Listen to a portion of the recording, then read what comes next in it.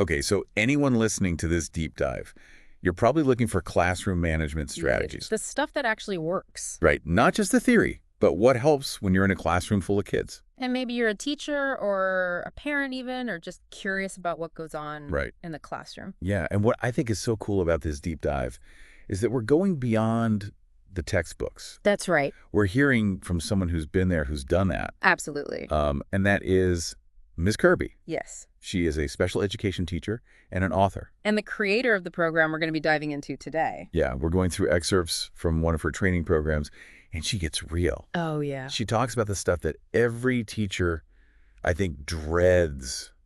The student who just says no. Yeah. Attention seeker, the full-blown meltdown. It's really all about bridging that gap between the ideal classroom and the reality. Yes, and Ms. Kirby, she doesn't shy away from those textbook promises that never really work out. You know, like setting clear rules on day one and everyone will behave. Exactly. She points out that while clear expectations are important, some students need more than just rules. Right. They need that consistent reteaching, the reinforcement, and sometimes even individualized plans to really help them succeed. So it's not a set it and forget it. No. What about that classic advice, use a calm, firm voice? Oh, yeah. And you'll get compliance. Yeah, does that always work? Does that work? I don't know. So Ms. Kirby's experience in special ed really informs her perspective here, and she acknowledges that a calm voice is a great starting point. But some students might need completely different strategies. Yeah. Things like nonverbal cues, proximity control, or even a touch of humor to kind of like diffuse that tension. So it's about having a toolkit of options. Exactly. Not just that one size fits all. Yep. And remember that textbook idea of praising good behavior? Oh, yeah. And it'll make the bad stuff disappear? Right. Ms. Kirby challenges that. I'm seeing a pattern here. Yes. What does she say? She reminds us that praise is very powerful. But some students need more targeted interventions to kind of address the root of the behavioral challenges. Sure. Think individualized behavior plans, specific strategies to address their triggers. Right. And even working with specialists, it's about recognizing that each student is unique.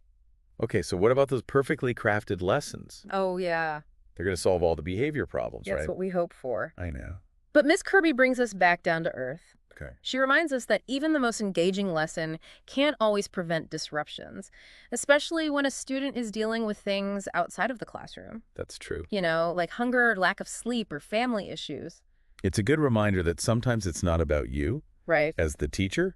It's about what they're bringing into the room. Exactly. And building on that, she even addresses calling home for behavior issues. Oh, yeah. Isn't always a magical solution either. Because not every parent can address every behavior challenge. Yeah, that's why Ms. Kirby emphasizes the importance of teachers having that diverse toolkit of strategies, because those easy answers don't always cut it. Right. You know what I mean? Okay, I'm hooked. Yeah. Tell me more. What does she say about the student that just says no? Oh, this is a classic. I know. Ms. Kirby calls this the no student. The kid who just flat out refuses to comply. I've met them. And those usual tactics just don't work. So what do you do? So she has 3 alternative tactics that I find super effective. And the first one might sound a bit counterintuitive, but it's giving choices. Wait, you mean giving choices to the kid who's already saying no to everything? It might seem strange. Yeah. But it's about offering limited options while still maintaining control. So like what? Think of something like, do you want to sit here or over there? Okay. You're still setting the boundaries, Right. but you're giving them a sense of autonomy. So you're cleverly sidestepping a power struggle. Exactly. Okay, what's the second one? Delaying the conversation. Instead of engaging in a battle of wills right when the defiance is at its peak, Ms. Kirby suggests saying something like, I see you're upset. Let's talk about this in 5 minutes. Let those emotions cool down a little bit. Exactly. All right, what's the third one? The third tactic is all about leveraging peer influence. Oh, how does that work? So instead of focusing on the student who's saying no, try praising a nearby student who is following directions. Okay. So you're not calling them out. Right. It's subtle, but that shift in attention can sometimes be enough to make the defiant student reconsider their behavior. That's clever. Miss Kirby's all about those subtle but powerful strategies. I like, right, so we've tackled the no student. Yeah. Now, what about the I need attention student? You know, Oh, the kid who has to be the center of attention all the time. absolutely. It's exhausting. Yeah. And while typical advice might focus on keeping them engaged with structured routines and nonverbal cues, Miss Kirby acknowledges that sometimes you need even more specific strategies for these attention seekers.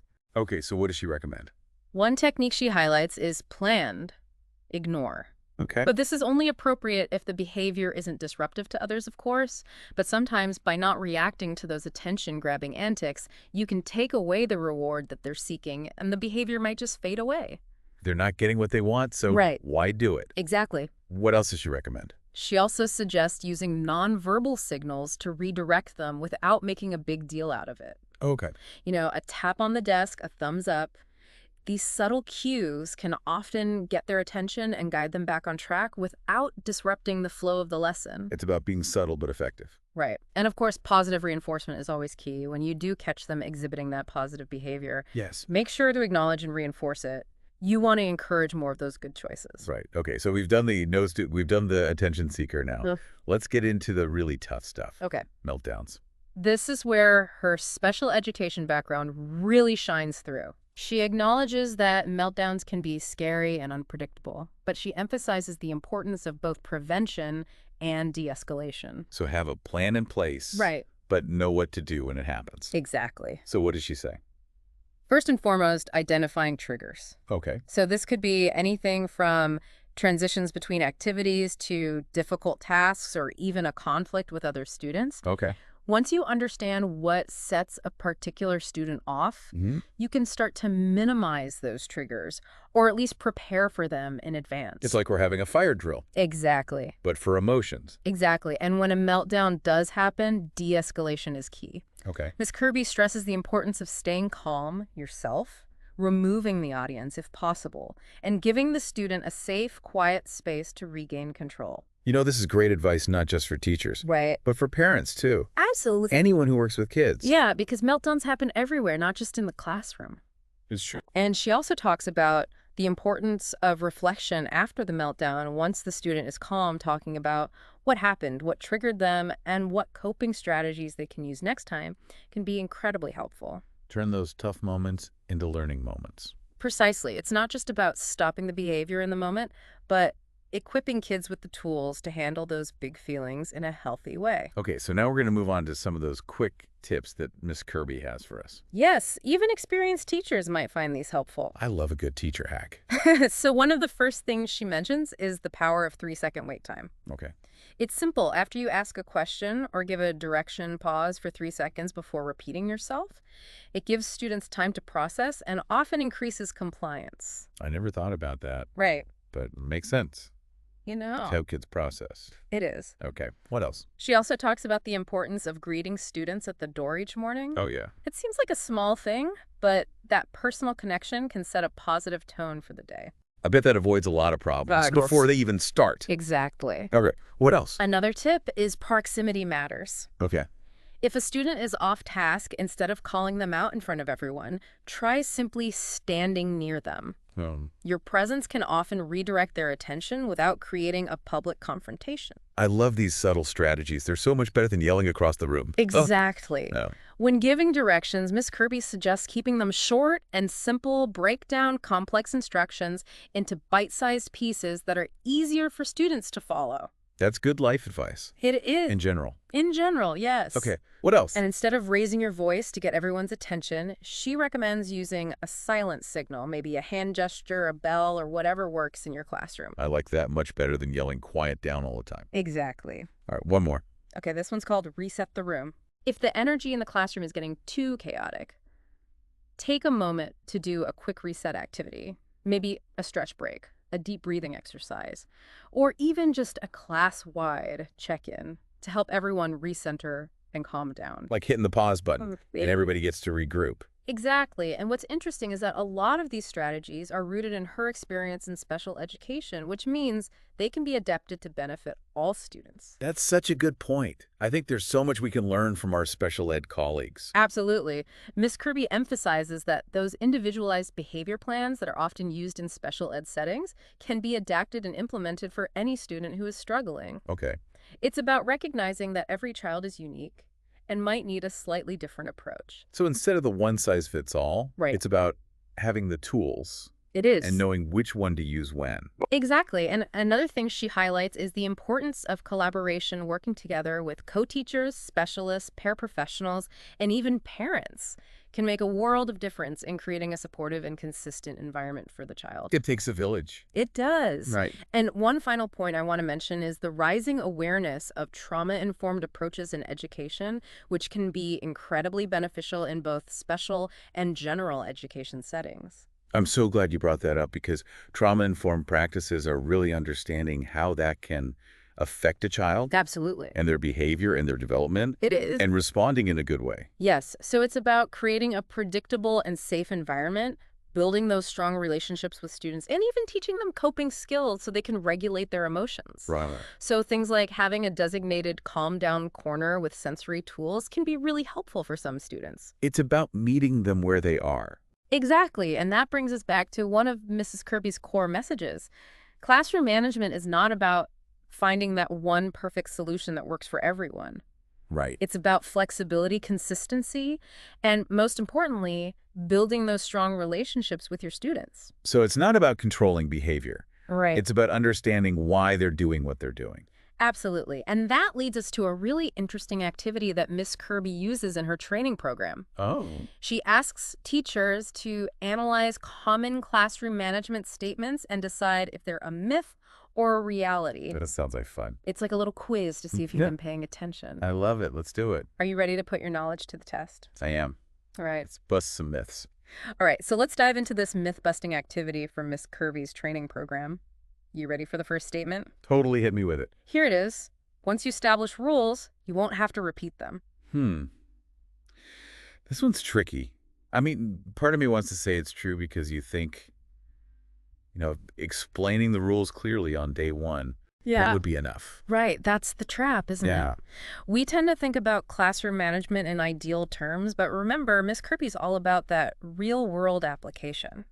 Okay, so I'm going to go with myth because in my experience, kids need those reminders. Right. They need those repetitions to really internalize those expectations. You got it, Praise. Miss Kirby would definitely agree. This is a myth. She emphasizes that reteaching and reinforcing rules is an ongoing process throughout the year, not just a one-time event.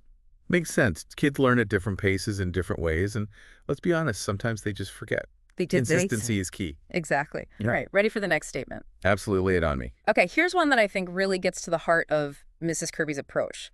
Some students misbehave because they don't know another way to get their needs met. Wow, that's a powerful statement. Makes you really think about behavior in a whole new light. It does. It's a reminder that behavior is always communication, especially for kids who might not have the language skills or the emotional maturity to express their needs directly.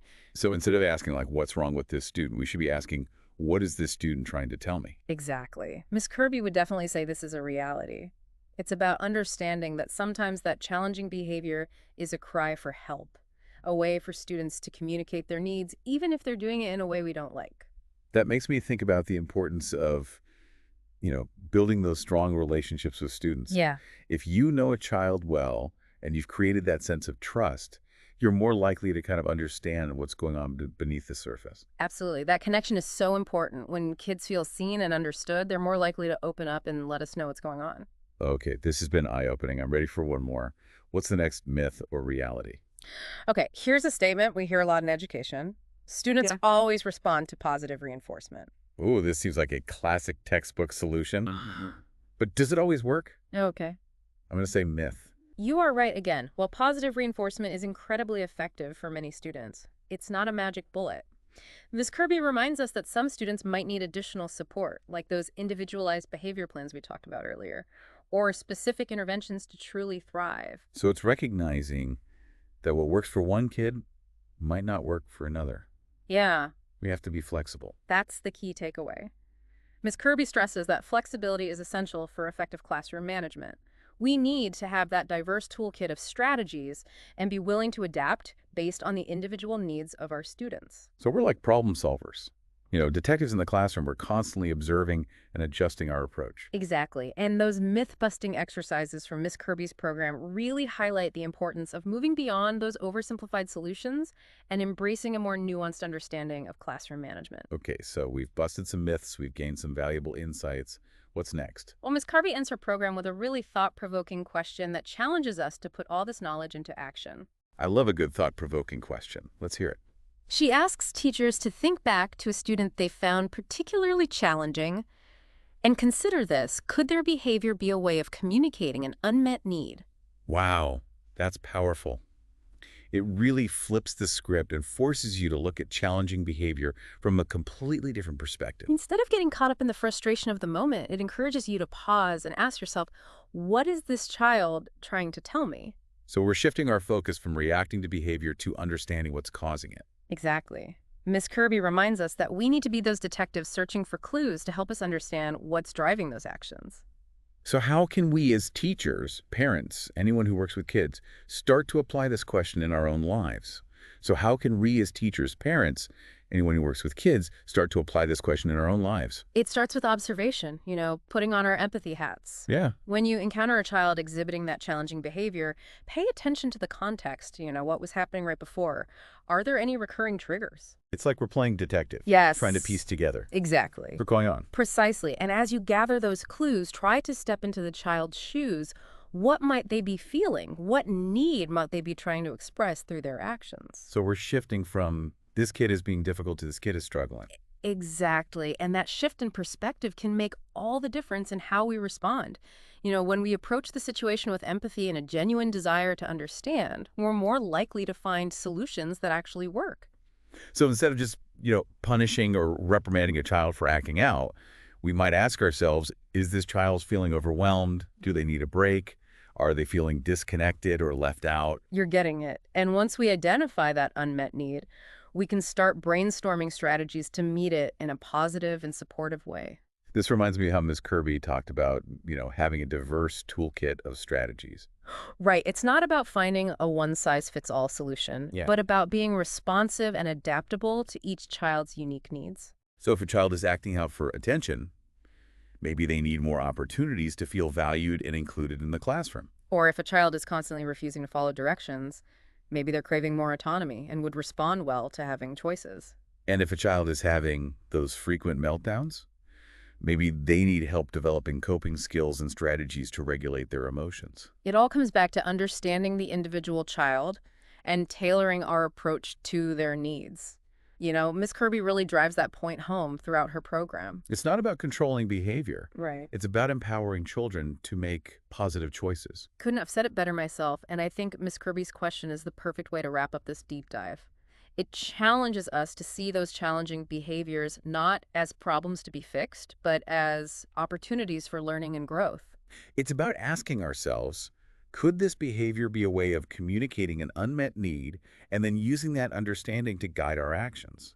And that's what makes her approach so powerful. It's not just about classroom management, it's about building relationships, fostering empathy, and creating an environment where every child feels seen, heard, and supported. It's about remembering that every child has a story, Yes. and those stories often manifest in their behavior. Beautifully said. I hope everyone listening walks away from this deep dive with a renewed sense of purpose and a deeper understanding of how to support the children in their lives. Me too. This has been such a great exploration of Mrs. Kirby's work and the power of understanding and meeting children's needs. So as you head back into your classrooms, homes, or any setting where you interact with kids, I encourage you to keep that question in mind. Could their behavior be a way of communicating an unmet need? Because when we start to see those challenging behaviors through that lens, Yes. we open ourselves up to a world of possibilities Absolutely. for connection, understanding, and positive change. And that's what it's all about, creating a world where every child has the opportunity to thrive. This podcast was created with support from Notebook LM.